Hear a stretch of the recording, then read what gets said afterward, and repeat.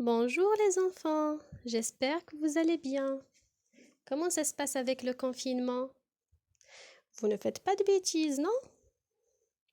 Alors aujourd'hui, on va écouter une nouvelle histoire. C'est la flaque mystérieuse.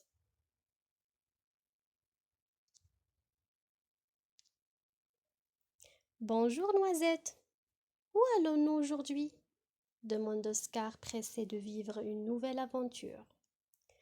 Je vous propose une visite chez des enfants qui me font un peu penser à vous, Lila et Léo.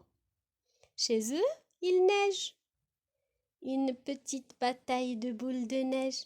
Qu'en dites-vous? Ah oui, répondent en chœur Oscar et Malika. Une énigme d'abord. J'ai envie de créer un nouveau parterre dans le parc du château pour y planter des tulipes. Ce parterre aura la forme d'un rectangle. Je délimite le parterre avec de la ficelle. J'ai déjà mis 3 ficelles qui représentent 3 des côtés du parterre. Combien me reste-t-il de ficelles à poser au sol pour terminer? Facile, répond Oscar.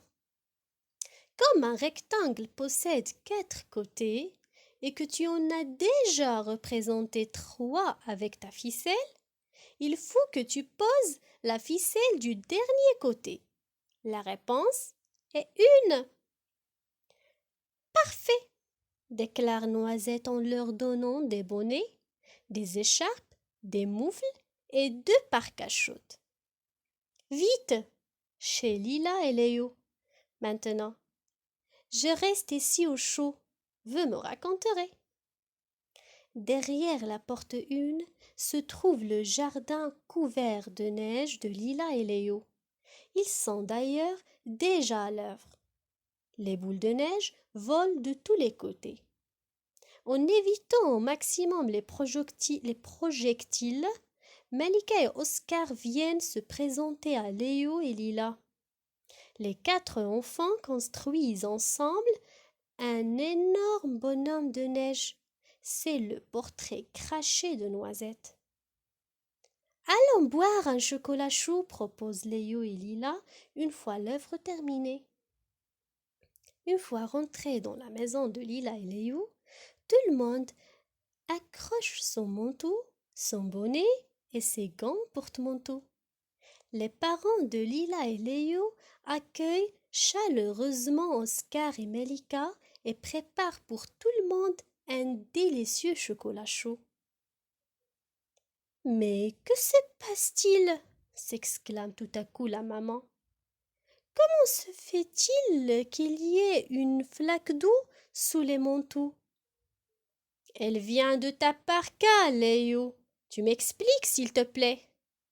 Je ne sais pas, répond-il sincèrement. J'ai seulement mis une boule de neige dans ma poche pour la prochaine bataille. J'en ai rien renversé. Regarde, Léo, dit son papa en ouvrant la fenêtre. Tout en parlant, il prend de la neige dans sa main et la dépose dans un bol. Si je mets le bol devant la cheminée, que se passe-t-il? Léo regarde la neige dans le bol. Elle, elle fond, murmure-t-il en comprenant ce qui se passait. Eh oui, explique sa maman, la neige, c'est de l'eau gelée. Comme les glaçons? Demande Léo. C'est cela qui est son papa. Va prendre un glaçon de le réfrigérateur et mets-le dans un autre bol devant la cheminée. Regarde ce qui se passe. Léo observe le glaçon qui commence à fondre. J'ai compris, dit-il. Finis les boules de neige dans les poches. Ils font des flaques ensuite et ne servent plus à rien pour les batailles. Vous venez, les amis? On retourne faire une bataille de boules de neige? Avec ce beau soleil, j'ai peur qu'elles fondent si on ne se dépêche pas.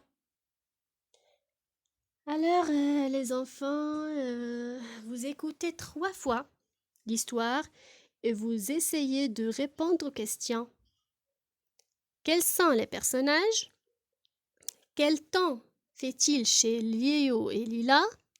Que font les enfants avant de rentrer dans la maison? Que propose Léo? Que remarque la maman? Et comme d'habitude, vous observez la têtière de la page. Il y a le son cl et le son cr. D'après l'image qu'on a dans le livre, on va chercher des mots contenant cl ou cr. Alors pour moi, je vois une bicyclette, un crabe, une encre sur le bonnet de Léo, un clou sur la porte et une clé. Je me rappelle très bien le voyage qu'on a fait la dernière fois à Ifrane et on a essayé de construire un bonhomme de neige, mais on n'a pas réussi. Mais c'est pas grave. Maintenant, on va passer à la lecture. On va lire les syllabes. Cra, cli, creux, clu, cré, crou, clé, cleu, tri, clos, té, pré, cro, su, sil, plou, mé, cla. Et puis les mots inventés. Cradu, clopito, naboukri, clédicépa, remeklipu, atossu, ocrino, fanicla, pomacypré et chlorissa. Ensuite, les mots.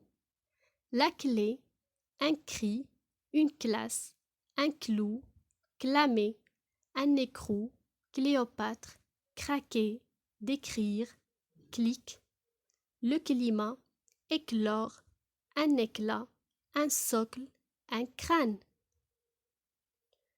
Maintenant, on va passer au cinquième ou bien au quatrième exercice. On va lire le texte.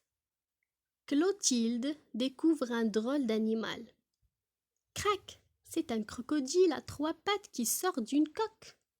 Il pousse un cri de coq. Je suis un croque-coq, lui dit-il. Clotilde est clouée sur place. C'est une créature rare. Alors, vous regardez les enfants, vous remarquez qu'il y a des lettres avec la couleur grise. Alors, ce sont des lettres muettes qu'on ne va pas prononcer. Et vous remarquez aussi qu'il y a des mots outils qu'on a vus précédemment. Un, une, c'est, et, qui, il, deux. Mais aujourd'hui, on a un nouveau mot. C'est je. Il est déjà utilisé dans la phrase « Je suis un croque-coq ». Je vous donne des exemples pour bien comprendre. Je suis votre maîtresse. Je suis un magicien. Je mange des pommes. Je mérite des bonnes notes. Alors maintenant, à vous de penser à des petites phrases. Vous les écrivez dans votre cahier. Et sans oublier, bien sûr, que la phrase commence par la majuscule et se termine par un point. Alors, le dernier exercice, c'est à vous de le travailler. Je vous envoie la correction sur l'application Tawassul, mais avant, je vous explique. On va former des phrases d'après les mots qu'on a. Je, Clara, Oscar, elle. Retrouve, téléphone, colorie, parle. À une artiste, ses amis, à papa, le croquis. Je vais faire la première phrase. Je colorie le croquis. Ça veut dire quoi le croquis? Ou bien un cahier de croquis? C'est un cahier de dessin. Maintenant, j'ai pensé à Nada Najati, qu'elle a toujours un cahier de dessin. Alors, les enfants, vous travaillez l'exercice et vous lisez le résumé de l'histoire. Je vous envoie la correction sur l'application Tawassul et aussi la correction des questions que j'ai posées à propos de l'histoire. Je vous souhaite le bon courage, mes petits, et au revoir.